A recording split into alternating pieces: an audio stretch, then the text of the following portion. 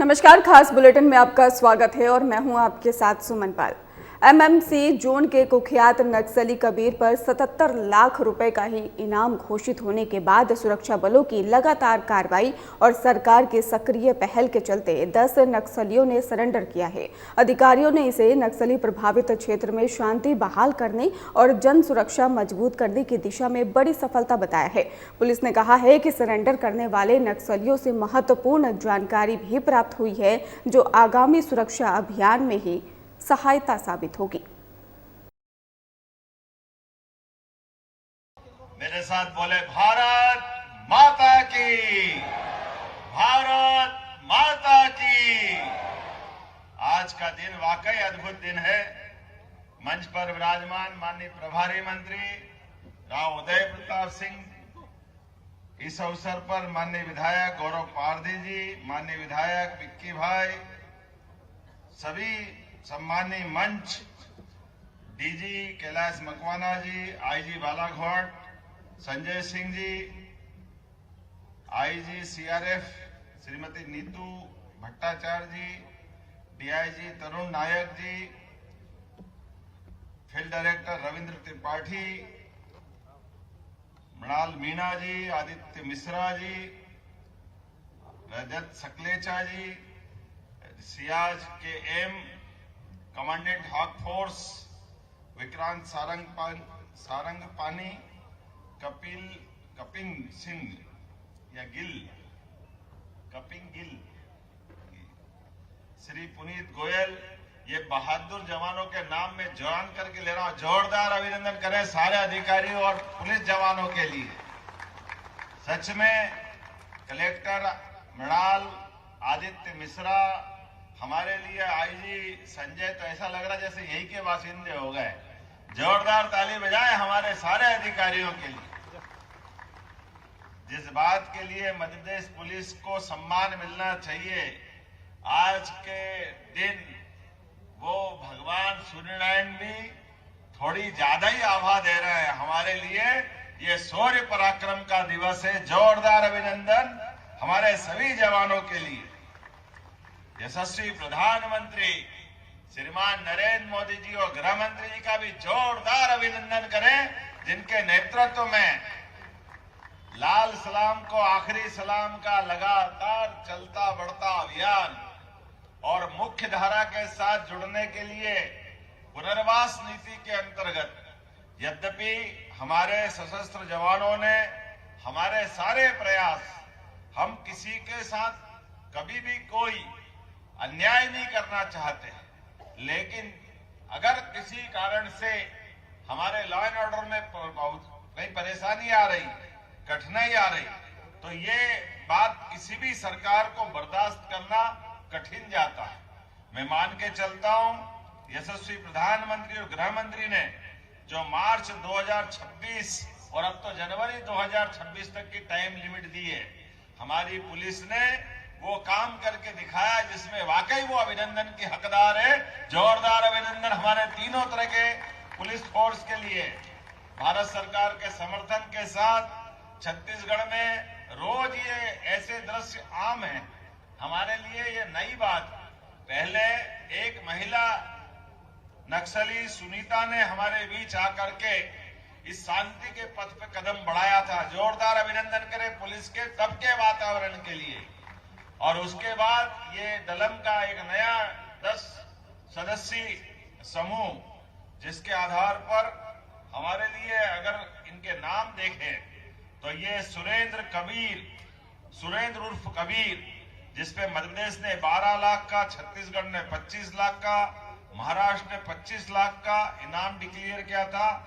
कुल जमा 62 लाख का इनाम इस पे था। आज इनने सरेंडर किया है। ये संविधान की कॉपी लेकर के हम एक तरह से पुनर्वास की नीति के अंतर्गत शासन की योजना हमारे सारे व्यवस्थाओं के लिए हमारे साथ मिलकर के उस मार्ग को त्याग करके जिससे कठिनाई पैदा होती है, समाज में अव्यवस्था होती है, और कानून के रास्ते पे जो आएगा सरकार उसका पुनर्बसाहट का पूरा काम करेगी। निश्चित रूप से राकेश होडी इन्हीं का भी इसी प्रकार से ये वो नाम तो सलिता, लालू, शिल्पा, नवीन, जयशीला, विक्रम, जरीना और समर सब मिलाकर के 2,36,00,000 का अलग अलग इनाम इन पर डिक्लेयर था और ये आज हमारे मुख्य धारा में मिल रहे हैं। मैं माननीय प्रधानमंत्री और माननीय गृह मंत्री की भावना के अनुसार मध्य प्रदेश सरकार के माध्यम से हम जो कर सकते हैं पुनर्वास के लिए उससे आगे बढ़ के करेंगे, ये पक्का है। और हर तरह से जो हमारे साथ हथियार त्याग करके आ रहे हैं उनके लिए चिंता करने का काम हमारी सरकार का, हमारी सरकार के माध्यम से और भी जो बचे हैं वो हथियार त्यागे। इस अपेक्षा के साथ मैं बताना चाहूंगा, अकेले 2025 में बालाघाट जोन में अब तक 10 हार्डकोर नक्सलियों को धराशायी करने का काम हमारी पुलिस ने किया था। ये बड़ी बहादुरी का काम था। लगभग 1.46 करोड़ का इनाम इन पर था। मैं मान के चलता हूं, जब मलाजखंड की दलम एसीएस सुनीता ने 1 नवंबर को पुलिस के आगे सरेंडर किया था, जिन पे लगभग 17.5 लाख का इनाम था।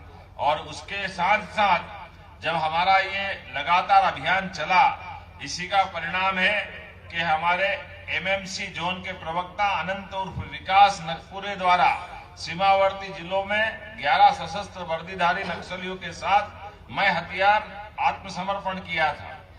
मैं लंबी चौड़ी बात न करते हुए, क्योंकि 5 बजे हमारा हेलीकॉप्टर उड़ने का समय है, लेकिन आज का ये समय तो वास्तव में माननीय डीजीपी का रात को फोन आया तो हमने कहा मैं सब काम छोड़ के चलूंगा। हर हालत में हमारे जवानों का ये ऐतिहासिक दिन है, हमारी अपनी सफलता का यह नया प्रतिमान बन रहा है।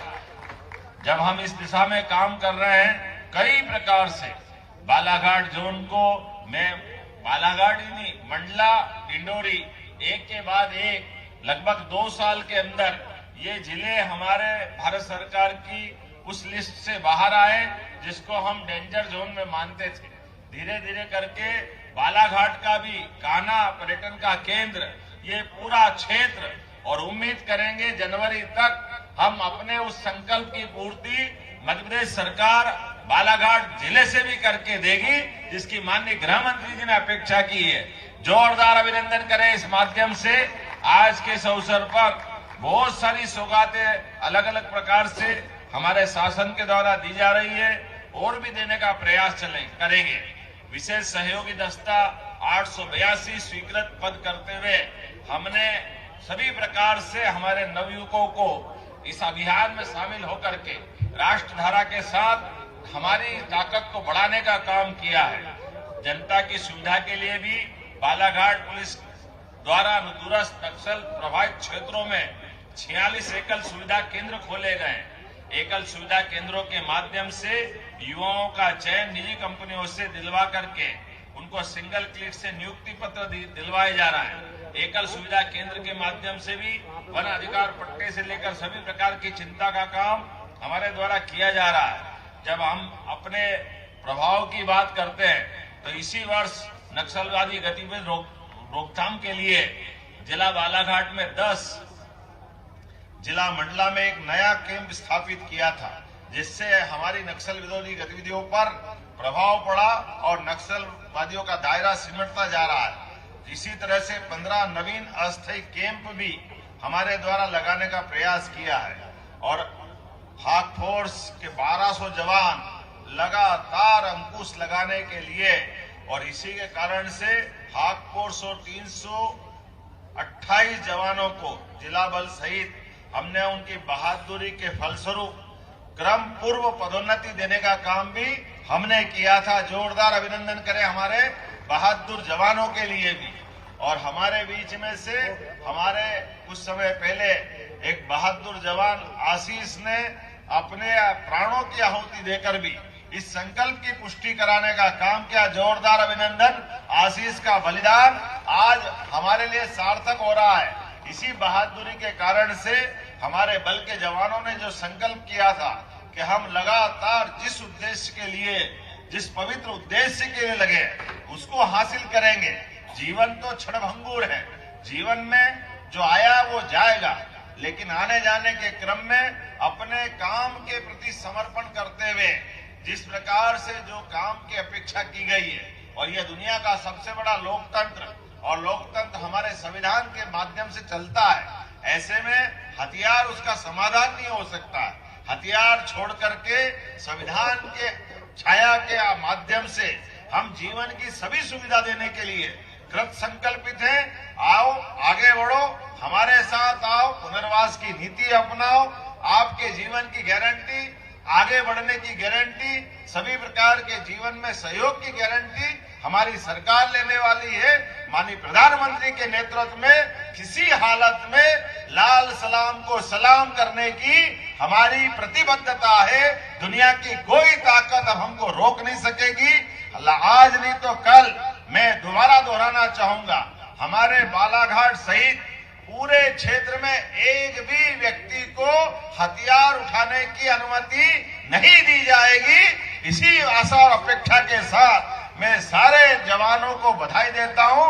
बहुत बहुत धन्यवाद। भारत माता की। कुशाभाऊ ठाकरे सभागार में राष्ट्रीय शिक्षा नीति 2020 क्रियान्वयन चुनौतियां और संभावनाएं विषय पर एक दिवसीय कार्यशाला आयोजित की गई। कार्यक्रम में ही शिक्षा विशेषज्ञों, अधिकारियों और इसके साथ ही शिक्षकों ने भाग लिया है। नीति के प्रभावी क्रियान्वयन और सुधार की दिशा में ही विचार विमर्श किया गया। कार्यक्रम में मोहन यादव को सम्मानित भी किया गया है।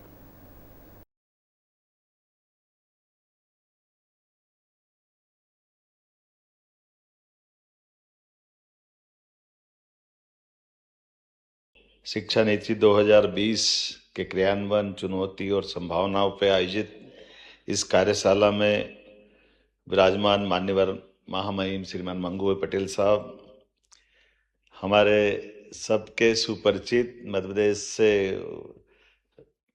छात्र जीवन के समय से विद्यार्थी परिषद के काल से जिनका सतत संबंध रहा है, हमारे अपने लोकप्रिय शिक्षा मंत्री श्रीमान धर्मेंद्र प्रधान जी, मैं मध्य प्रदेश सरकार की ओर से आपका स्वागत करता हूं, अभिनंदन करता हूं। इस मंच पर ही विराजमान माननीय मंत्री उच्च शिक्षा श्रीमान इंदर सिंह परमार जी, माननीय मंत्री श्रीमान राव उदय प्रताप सिंह जी, माननीय मंत्री श्रीमती कृष्णा गौर जी, माननीय पूर्व प्रोटेम स्पीकर विधायक श्रीमान रामेश्वर शर्मा जी, हमारे वरिष्ठ नेता विधायक माननीय भगवान दास सबनानी जी, हमारी महापौर श्रीमती मालती राय जी, मंच पर उपस्थित समस्त अतिथिगण और आप सब, आज का ये शुभ दिन, और माननीय शिक्षा मंत्री ने विस्तार से सारी बातें कही है, और इस अवसर पर हमारे माननीय अतुल कोठारी जी और समस्त हमारे माननीय आगंतुक अतिथिगण जो आज कार्यशाला में अपना अपना मार्गदर्शन देंगे,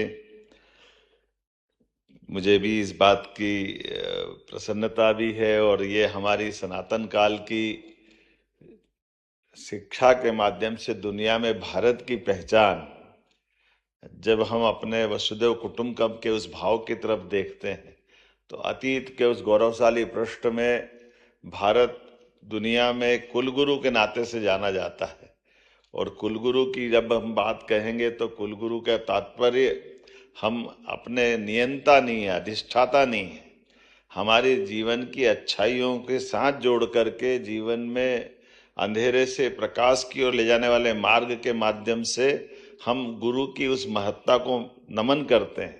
मुझे इस बात की प्रसन्नता है माननीय शिक्षा मंत्री जी, हमारे इसी भाव के आधार पर शिक्षा नीति भी हमने सबसे पहले लागू की, और कुलपतियों के नाम बदलकर कुलगुरु करने का भी अभियान हमारे राज्य में प्रारंभ किया है। जब हम अपने उस उदात्त भाव की तरफ ले जाते हैं तो शब्दों की भी अपनी महत्ता है, और शब्दों की महत्ता से हम वो सब कुछ जोड़ना चाहते हैं जिसके माध्यम से शिक्षा के आधार पर व्यक्ति के जीवन में बदलाव आएगा। व्यक्ति के जीवन में बदलाव के यद्यपि अतीत के बहुत सारे उदाहरण हमारे सम्मान्य गुरुओं के माध्यम से हर काल में, हर युग में, हर समय जब कभी किसी ने कोई बड़ा परिवर्तन किया है तो उस बड़े परिवर्तन के बदलाव में उसकी शिक्षा, उसके गुरुओं की बड़ी भूमिका है। भगवान राम के जीवन काल में भी हम अगर देखें तो भगवान राम और लक्ष्मण अपने राजमहल में है, लेकिन विश्वामित्र अगर आते हैं और विश्वामित्र महाराज दशरथ से अपनी कठिनाइयों में सेना नहीं मांगते, उनको स्वयं को भी नहीं मांगते, वो केवल भगवान राम और लक्ष्मण को मांगते हैं कि आपके राजकुमार दे दो। बगल के जंगल में ये भारी उत्पात राक्षस मारीच सुबाहु, ये जो दूसरा का आतंक है, उसमें केवल राम और लक्ष्मण। और ऐसे में भी जब महाराज दशरथ कहते कि मैं राम लक्ष्मण को दूं, मुझे बड़े कठिन भाव से देने की हाँ करूंगा, तो मैं सेना दे देता हूँ, रथ दे देता हूँ, सारथी दे देता हूँ। उन्होंने कहा कुछ नहीं चाहिए, केवल आपके 2 बालक दे दो। और 2 बालक को जंगल के यथार्थ से परिचय कराते हुए हम अगर इसका विश्लेषण करें, यद्यपि ये धर्म के आधार पर हमारे सभी धर्माचार्य इसको अपने अच्छे ढंग से बात करेंगे, लेकिन कभी कल्पना करें कि विश्वामित्र जी भगवान राम और लक्ष्मण को अगर महल से मांग करके नहीं ले जाते तो हो सकता है रामायण के लिए और बाकी सारी बातों के लिए, लेकिन भगवान राम और लक्ष्मण ने जब अपने महल से कदम बाहर बढ़ाए तो उनके अंदर कॉन्फिडेंस भी आया, उनकी एक विराटता का आधार पर उनका जो दुनिया ने स्वरूप देखा है, तो चुनौतियों से युवा मुकाबला भी करते हैं, मार्ग भी निकालते हैं। और उसी के बाद हमने सबने देखा कि वो तो मारीच सुबाहु से जंगल को मुक्त कराने ले गए, लेकिन उससे आगे बढ़ते हुए गुरु और आगे लेकर के जनक नंदनी स्वयंवर जहां हो रहा था वहां तक ले गए। और माता सीता के स्वयंवर की घटना हम सब जानते हैं कि उस दौर में जब दुनिया के सारे महारथी आए हुए थे स्वयंवर में, लेकिन उस स्वयंवर के इतने बड़े आयोजन में भी भगवान राम ने धनुष यज्ञ के माध्यम से न केवल अपने बल पराक्रम पुरुषार्थ का परिचय दिया, बल्कि माता सीता का वर्ण करके वह 2 भुज से चतुर्भुज होकर के एक नए रिकॉर्ड की तरफ बढ़े, नए प्रकार से दुनिया ने उनका परिचय पाया। और ये जो उनका कॉन्फिडेंस बढ़ा बात के परवर्ती काल में, वनवास काल में, वो सारी चीजों से तो तब तो वो महाशक्ति रावण से मुकाबला और उस प्रकार का जीवन अलग दिखा। और ये उनका नहीं, यही शिक्षा की महत्ता भगवान कृष्ण के काल में भी देखते हैं। जब कंस को मारने के बाद शिक्षा की महत्ता के बलबूते पर आचार्य सांदीपनि के आश्रम में आते हैं, तो 64 कला 14 विद्या सभी वेद पुराण जिस प्रकार से भगवान का विराट रूप हम महाभारत के उस भीषण युद्ध में देखते हैं, उसमें आचार्य सांदीपनि का तो हमको परिचय होता है कि कोई अपने शिष्य को कहाँ से कहाँ ले जाते हैं। और ये उस काल में नहीं, ये आपने सही कहा कि IIT IIM वगैरह, तो मैं मान के चलता हूँ कि 2000 साल पहले भी जब विक्रमादित्य अपने शासन के सूत्र संभालते हैं तो चुनौती से तो मुकाबला हो गया, शकों को तो परास्त कर दिया, लेकिन शकों के परास्त करने के बाद सुशासन की बात जब करते हैं तो कहाँ कहाँ से नवरत्न जुटाए। कश्मीर से हमारे बीच में कालिदास आए, वराहमिहिर आए, धन्वंतरी आए, जो जुटा करके हमारी राज्य व्यवस्था में विद्वानों का संकलन, विद्वानों को जोड़ करके शासन के माध्यम से समाज में वो सारे परिवर्तन कैसे लाएंगे। वैसे ही आपने राजा भोज की बात कही, हमारे संजय जी ने, भारत सरकार के अधिकारी हैं, राजा भोज के उस शासनकाल में बनाया हुआ ये जो जल रचना की बात मालवा में हुई, ये बात सही है।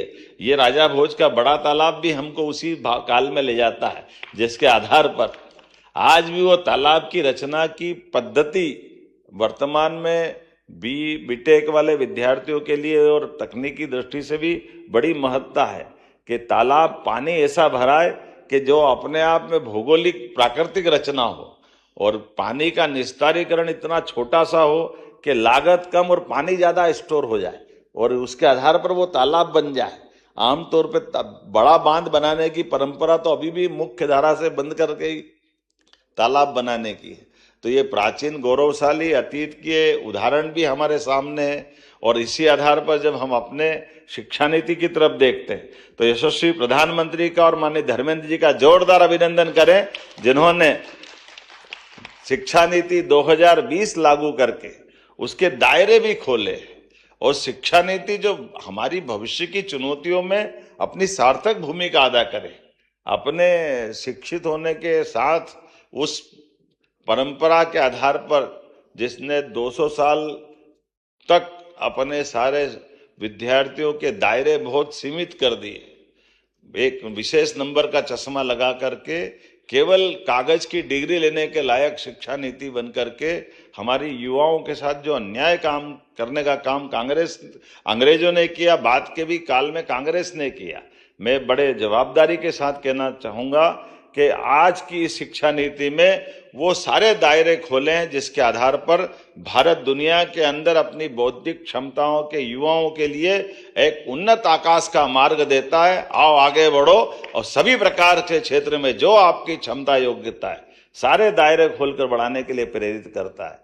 तो हमने अपनी शिक्षा नीति लागू करने के साथ अगर आगे बढ़े तो हमने पीएम एक्सीलेंस कॉलेज 55 खोले, जिसके आधार पर शिक्षा नीति के समेकित रूप से सभी प्रकार के वो सब विषय जोड़ करके जिसमें शिक्षा नीति को लागू करते हुए आगे बढ़ने का संकल्प किया। स्कूल शिक्षा के साथ उच्च शिक्षा में हमने विश्वविद्यालयों के भी लिए आज अपने भले ही ट्राइबल का बेल्ट हो टंट्या मामा के साथ हमने खरगोन में विश्वविद्यालय दिया। तो 1857 के हमारे अमर योद्धा टंट्या मामा के साथ साथ हमने अपने गुना में भी विश्वविद्यालय खोलने का प्रयास किया। तो रानी अवंतीबाई के नाम पर सागर में, यद्यपि सागर में हरि सिंह गौर जी ने आज़ादी के पहले एक अपने विश्वविद्यालय की बड़ी सौगात दी थी, लेकिन सेंट्रल यूनिवर्सिटी बन गई। सेंट्रल यूनिवर्सिटी का सिलेबस भी लिमिटेड होता है, स्टेट के बच्चे तकलीफ में थे। ऐसे हमने विश्वविद्यालय भी देने का प्रयास किया और साथ ही साथ सांदीपनि विद्यालय के माध्यम से पूरे प्रदेश के अंदर सच में कितना अच्छा लगता सुनकर के भी कि सांदीपनि विद्यालय को 2 विद्यालय हमारे जो विश्व के सर्वश्रेष्ठ विद्यालय में से चुने गए। मैं बधाई देना चाहूंगा 2 सांदीपनि विश्वविद्यालय, एक हमारा इंदौर का और एक रतलाम का, ये दोनों एक्सीलेंस स्कूल के रूप में अपनी महत्ता पाते हैं। और जिस प्रकार से हाई स्कूल और हाई सेकेंडरी का पिछले समय में 10th और 5वीं का जो बोर्ड एग्जाम प्रारंभ हुई, जिससे गुणवत्ता भी सुधरी और गुणवत्ता सुधरने के आधार पर हमारा रिजल्ट भी बहुत अच्छा गया। आज मैं जब अपनी तरफ देखता हूं तो 370 सांदीपनि विद्यालय बन के तैयार हुए। मैं धन्यवाद अदा करूंगा माननीय शिक्षा मंत्री जी, दोपहर में हमारे सांदीपनि विद्यालय का निरीक्षण भी करने वाले हैं। मैं अभी से आपको बधाई देना चाहूंगा, ये बहुत अच्छा मॉडल मध्य प्रदेश सरकार की ओर से बना है। इसी के साथ साथ माननीय शिक्षा मंत्री ने लैपटॉप, स्कूटी, कोचिंग, साइकिल, कई प्रकार की चीज़ों को जोड़ते हुए विद्यार्थियों का उनका न केवल मनोबल बनाना बल्कि सरकार के साथ सहकार करते हुए सभी वर्गों की मदद करते हुए सरकार उस दिशा में आगे बढ़ रही है। हमने अपने सभी विश्वविद्यालयों के अंदर एनईपी की भावना के आधार पर बीएससी एग्रीकल्चर के विषय भी प्रारंभ किए। विश्वविद्यालय ये अलग अलग विश्वविद्यालय एक सब्जेक्ट लेके क्यों होना चाहिए, तो समेकित रूप से एक विश्वविद्यालय में वो सारी पढ़ाई होने चाहिए। वो प्रारंभ में यही होता था, काल के प्रवाह में थोड़ा विसंगति हुई है। हमारी सरकार सब संशोधित करते हुए आगे बढ़ रही है। हमको इस तरह से ऐसे कई सारे विषय को हाथ में लेके आगे बढ़ रहे हैं। लेकिन सच में आज की ये कार्यशाला भविष्य की एक बड़ी भूमिका अदा करेगी। इस भावना के आधार पर मैं पुनः अपने शिक्षा मंत्री का अभिनंदन करता हूं और कुल मिलाकर के इस कार्यशाला के मूल उद्देश्य को यह कार्यशाला प्राप्त करेगी, अपने मध्य प्रदेश के लिए नींव का पत्थर साबित होगी। मेरी अपनी ओर से बहुत बहुत वंदन, अभिनंदन, धन्यवाद। भारत माता की जय। राष्ट्रीय शिक्षा नीति 2020 के 5 वर्ष पूर्ण होने पर आयोजित कार्यशाला में राज्यपाल मंगू भाई पटेल और केंद्रीय शिक्षा मंत्री श्री धर्मेंद्र प्रधान की उपस्थिति में कार्यक्रम संपन्न हुआ। मध्य प्रदेश ने नई दिशा नीति के ही क्रियान्वयन में अग्रणी भूमिका निभाई है और इसके साथ ही राज्य के 2 सांदीपनि विद्यालय को ही राष्ट्रीय स्तर पर सर्वश्रेष्ठ विद्यालय के रूप में ही चुना गया है।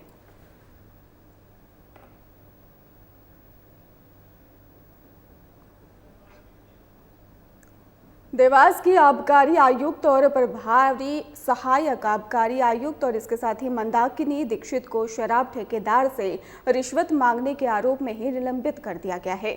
मामला तब सामने आया जब रिश्वत मांगते हुए उनका वीडियो वायरल हुआ। मुख्यमंत्री डॉक्टर मोहन यादव ने इस घटना पर ही सख्त प्रतिक्रिया व्यक्त की है और तुरंत कार्रवाई करते हुए दोनों अधिकारियों को ही निलंबित करने का आदेश दिया है। प्रशासन ने कहा है कि मामले की जांच जारी है और दोषियों के खिलाफ कड़ी कार्रवाई भी की जाएगी।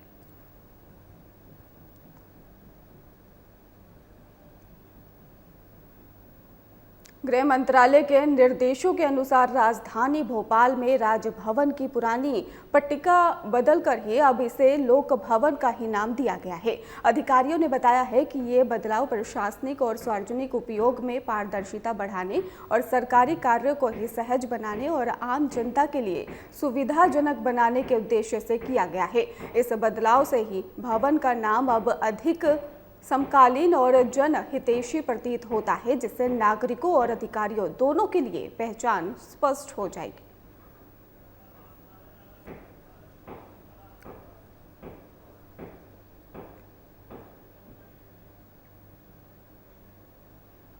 नए साल के अवसर पर महाकाल मंदिर की तैयारियां पूरी तेजी के साथ चल रही हैं। प्रशासन ने भस्म आरती की ऑनलाइन बुकिंग 25 दिसंबर से 5 जनवरी तक बंद करने का निर्णय लिया है। इसके साथ ही मंदिर में लड्डू निर्माण में भी इजाफा किया जाएगा और इस बार लगभग 50 से 60 क्विंटल लड्डुओं का ही निर्माण किया जाएगा, ताकि श्रद्धालुओं को त्योहार के दौरान पर्याप्त प्रसाद मिल सके।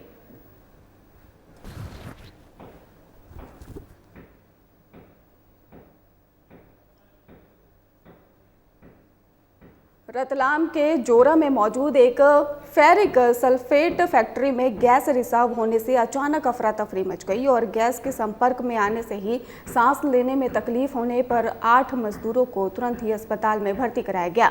घटना की सूचना मिलते ही पुलिस और स्थानीय प्रशासन मौके पर पहुंचा और फैक्ट्री परिसर को खाली करवाया गया है। वहीं दूसरी ओर अधिकारियों ने कारणों की जाँच शुरू कर दी है और स्थिति पर निगरानी भी रखी जा रही है।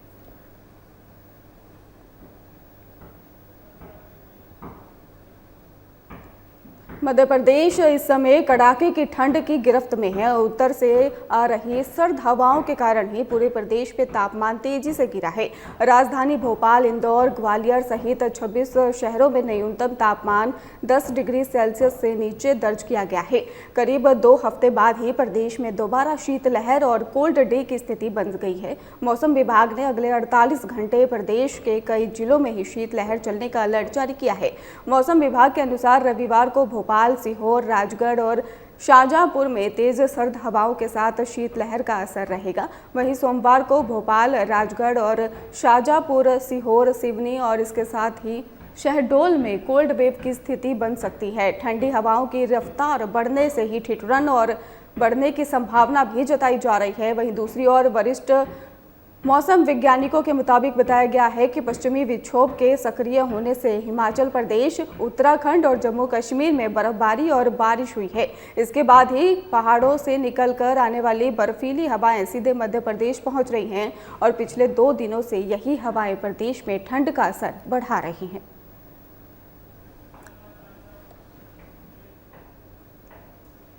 फिलहाल खास बुलेटिन में बस इतना ही। आगे की खबरों के लिए आप देखते रहिए हमारा चैनल। धन्यवाद।